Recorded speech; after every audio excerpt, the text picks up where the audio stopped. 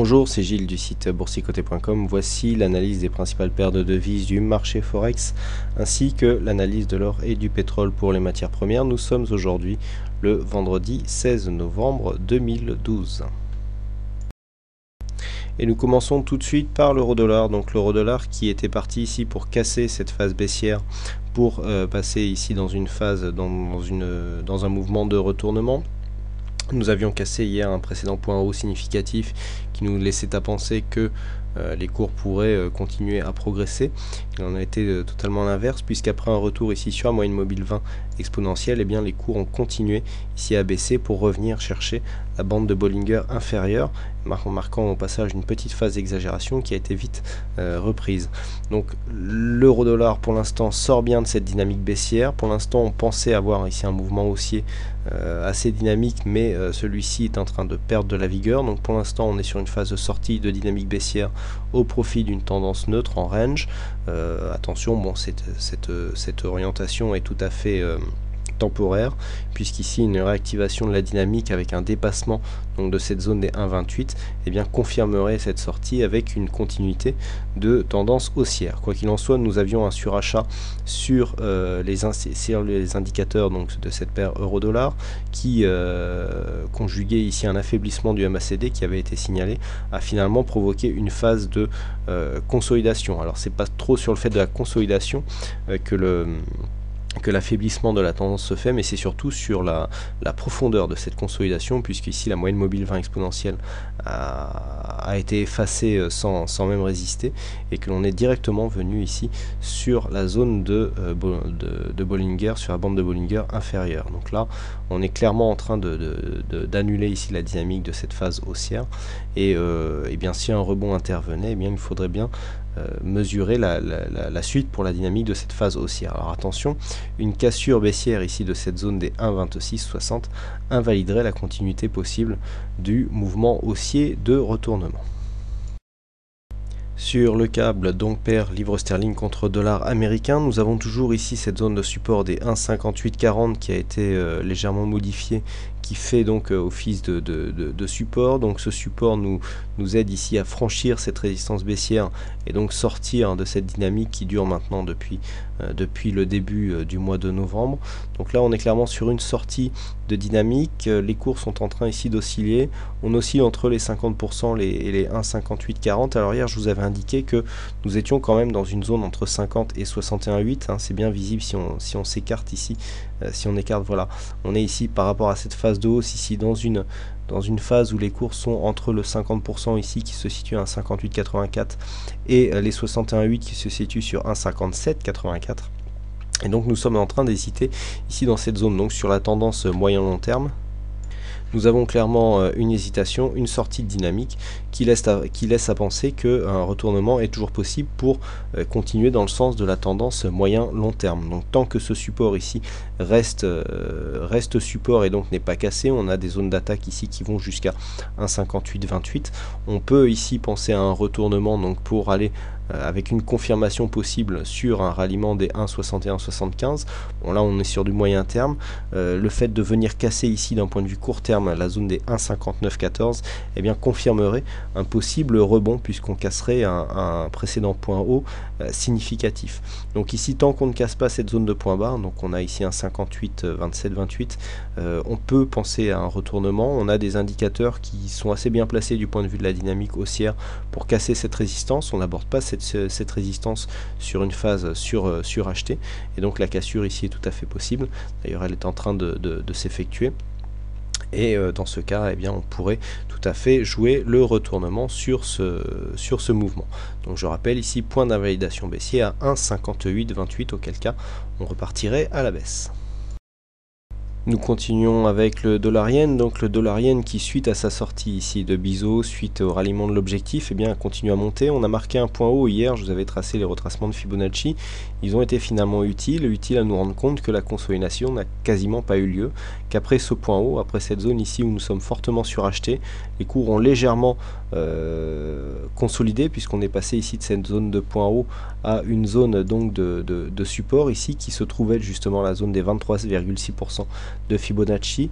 Nous avions vu que nous étions pas loin ici de cette zone horizontale des 80,98, donc cette zone a servi de support et même de point d'impulsion, puisque après être revenu consolider ici, on repart en dynamique pour prêt à confirmer ici sur une cassure des 81,46. Alors, comme on peut le voir, les indicateurs sont toujours ici en phase de consolidation. Cela est aussi dû au fait que pour l'instant la remontée se fait ici d'une manière assez pas très puissante, on va dire, mais le fait de confirmer ici la cassure de cette zone, eh bien, nous remettrait dans une perspective de continuité, de dynamique. Au niveau de la tendance, nous avons clairement ici une dynamique qui s'était installée sur cette phase, et on voit que sur cette zone ici de réaccélération, on est presque en train de se raccrocher à ce support, et donc le fait de n'être venu ici qu'à peine effleurer la zone des 23,6% nous montre que nous avons encore une grosse pression baissière, notamment basée sur la baisse du yen, hein, qui pour des raisons politiques, eh bien, pourrait fortement baisser dans les prochains jours, enfin prochainement. Donc le fait que le dollar ici soit coté par rapport au yen, si le yen baisse, et bien le dollar yen monte, hein, à valeur égale du dollar, bien sûr. Donc ici on est toujours fortement suracheté au niveau des indicateurs des oscillateurs, et le MACD est toujours en phase de consolidation. Donc pour l'instant, consolidation qui s'est fait en zone horizontale. Le fait de casser ici cette zone des 81,46, eh bien nous placerait dans une continuité baissière. Ce scénario sera invalidé en cas de cassure baissière des 80,90. On continue avec les matières premières et donc l'or. Donc l'or qui, suite à cette hausse dynamique ici, est un plus haut marqué proche des 1740, puisque nous avons dépassé 1739, a connu ici une phase de consolidation. Je vous indiquais hier que cette zone ici de consolidation avait marqué un contact ici sur la zone des 50%. On a confirmé ce contact qui a provoqué un deuxième rebond, et donc là on continue à osciller entre le 50 et le 38,2%. 38,2% qui est très proche d'une zone qui était précédemment support, qui est devenue maintenant résistance intermédiaire des 1700, résistance majeure des 1714. Donc là on est en train d'hésiter à l'approche des 50%, ce qui peut indiquer que la pression haussière est toujours présente et que la dynamique pourrait reprendre. Vous voyez comment ici ces phases d'exagération ont été reprises, mais qui n'a pas pour autant retourné la tendance court moyen terme ici. Donc tant que l'on reste ici dans cette zone avec un appui possible sur les 1700 $ l'once, c'est bien un rebond technique est toujours possible. Nous avons vu que par rapport ici à la phase de hausse, nous avons eu une faible phase de baisse, donc en termes de consolidation. La hausse ici a été très dynamique.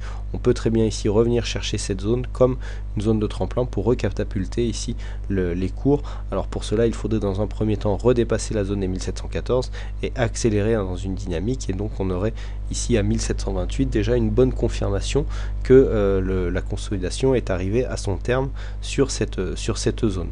Tant qu'ici cette zone des 1714 n'est pas cassée, on peut très bien revenir ici sur la zone des 1703, voire 1700. Attention, une cassure des 1700 nous mettrait directement en possible test des 61,8, et donc on le sait, les retracements des 61,8% de Fibonacci, eh bien, ouvriraient la porte au retracement total, à savoir un ralliement des 1672,70. Quoi qu'il en soit, un rebond technique ici semble assez probable.